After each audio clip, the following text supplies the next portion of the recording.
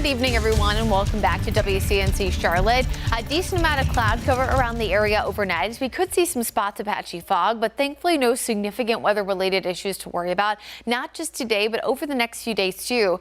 If you've been sticking with us as we talk a lot about not necessarily Helene cleanup, but also just our local forecast, we've talked about the fact that it will not create any additional problems, to make a bad situation worse, which we do love to report that part, although we unfortunately wish we could, of course, undo everything that's happened. But the humidity levels, the warmth, the moisture do stay elevated the next few days. But as cleanup continues, we do have some of that drier and cooler air continuing to push in the area by really Tuesday and beyond. A weak frontal boundary actually pushed through the region yesterday. That's one of the reasons why we saw more sunshine today. And again, tomorrow we'll start partly to mostly sunny and eventually see that abundant sunshine return by the afternoon.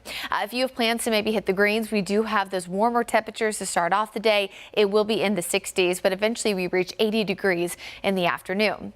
Now, I will say this before we talk about what's going on with Tropical Storm Milton. We once again, next 7 to 10 days, have no tropical system coming to the Carolinas. I want to be very clear about that. There's been a lot of misinformation online, on social media.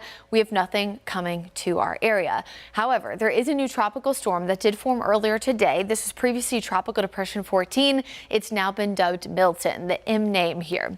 Now, this storm could create significant issues for the state of Florida as we get closer to Wednesday. But notice the 5-day forecast cone essentially encompasses everywhere from the Big Bend, where Helene made landfall, all the way down to just north of Miami. So impacts away from the center. However, exactly where it sets up will determine which impacts folks in Florida get. If you have friends or family in the state, I do as well, near the coast, as well as inland near Central Florida, I would go ahead and tell them to have a hurricane plan in place, maybe have gas for the generator, and kind of have an idea of what they would do if they had to evacuate, as this storm could be strong, potentially a strong Category 2, and if not a Category 3.